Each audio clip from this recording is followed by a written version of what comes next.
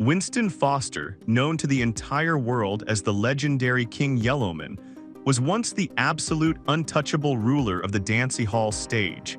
But today, his reality is a deeply heartbreaking story of survival, physical devastation, and a quiet, agonizing battle far away from the flashing lights of his glorious past. Imagine being at the absolute peak of global fame, the undisputed champion of a genre you helped bring to the international mainstream, only to have a ruthless disease not only threaten to take your life, but literally strip away your face, your signature voice, and your physical strength.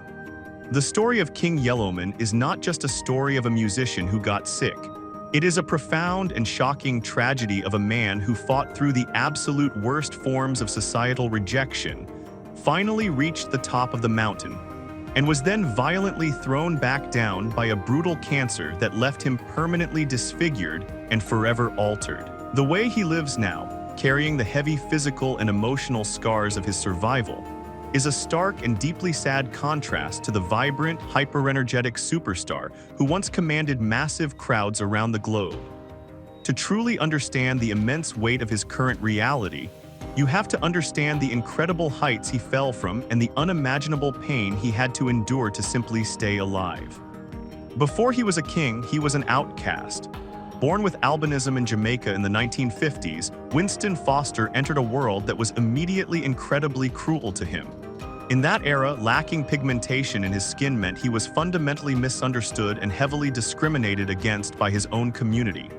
He was abandoned by his parents, left to grow up in the Maxfield Park Children's Home, and later attended the famous Alpha Boys School. Every single day of his early life was a battle against severe prejudice. People hurled insults at him, avoided him, and treated him as an outcast simply because of the way he looked. He was denied basic opportunities, turned away from jobs, and forced to exist on the absolute margins of society. The psychological toll of being so entirely rejected by the world around you is something most people can never even begin to imagine. But instead of letting the bitterness consume him, he found an escape, a weapon, and a shield in music. He realized that while people might mock his appearance, they could not ignore his undeniable talent, his incredible wit, and his unique ability to ride a rhythm better than anyone else alive. He took the very thing that people used to mock him, his skin color, and turned it into his armor. He adopted the stage name Yellowman, reclaiming the insults and transforming them into a title of absolute power. When he grabbed a microphone, the shy, rejected outcast vanished, replaced by an incredibly confident, brash, and endlessly entertaining superstar. He wore bright yellow suits, he was loud, he was funny, and he completely revolutionized the dancehall scene. In the early 1980s, King Yellowman was unstoppable. He was releasing multiple albums a year, sometimes multiple albums in a single month. His flow was incredibly unique, his lyrics were catchy, and his stage presence was entirely unmatched. He became the very first dancehall artist to sign with a major American record label, Columbia Records, breaking barriers that no one before him had ever even touched. He was collaborating with massive international stars, touring the world, and selling out massive venues. The man who was once thrown away by society was now being crowned as royalty by millions of fans across the globe. He had won. He had beaten the impossible odds, silenced every single person who ever doubted him, and built an empire out of sheer willpower and raw talent. But life, in its most cruel and unpredictable nature, had a devastating twist waiting for him right at the absolute peak of his triumph. In the mid-1980s, while he was enjoying the massive success he had fought his entire life to achieve, a dark shadow fell over him. He noticed a persistent issue, a growth on his skin that would not go away. Given his albinism, he was always at a severely heightened risk for skin issues in the blazing tropical sun, but the reality of the diagnosis was worse than his darkest fears. The doctors delivered the crushing news. It was skin cancer, specifically melanoma, and it had aggressively progressed. The man who had just conquered the music industry was suddenly told by medical professionals that he had only 6 months to live. It was an absolute death sentence delivered right at the climax of his hard-earned success. The vibrant, energetic king of the stage was suddenly forced to step away from the microphone and enter the fight of his life. A fight that would demand a physical toll so heavy it is difficult to fully comprehend. The cancer was entirely ruthless, and the medical intervention required to save his life was equally brutal. The disease had spread aggressively to his jaw, meaning that simple treatments were no longer an option. To stop the cancer from taking his life, the surgeons had to perform a massive, highly invasive, and deeply traumatic operation.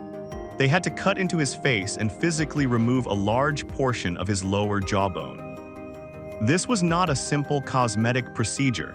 This was a desperate, horrific, life-saving amputation of his facial structure. When Winston Foster woke up from that surgery, his life as he knew it was completely destroyed. His face was permanently and severely disfigured.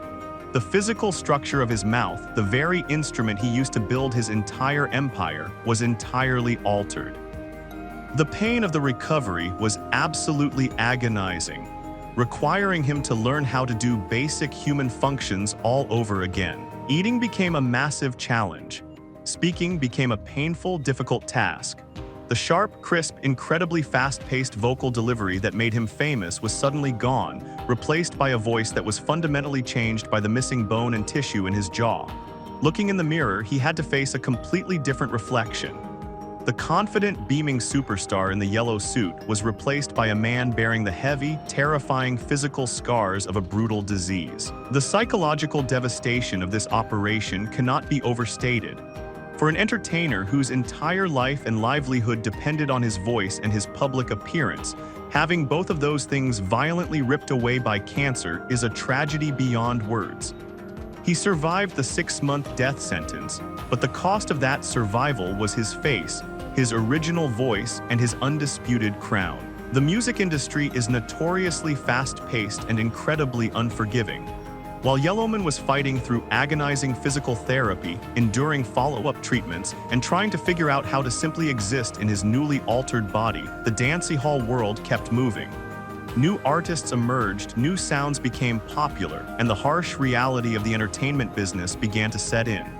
People were shocked by his new appearance. The massive crowds that once screamed his name were suddenly replaced by whispers, stares, and uncomfortable reactions to his physical disfigurement.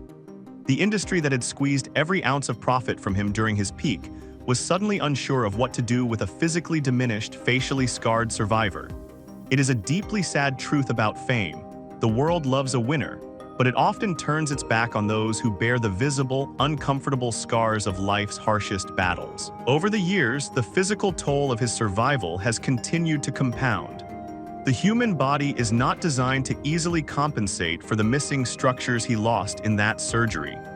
The chronic pain, the ongoing difficulties with basic oral functions, and the overall weakening of his physical state have been a constant, daily burden. As he has aged, the immense energy that once defined his performances has naturally faded, leaving behind a man who has to fight incredibly hard just to maintain his health.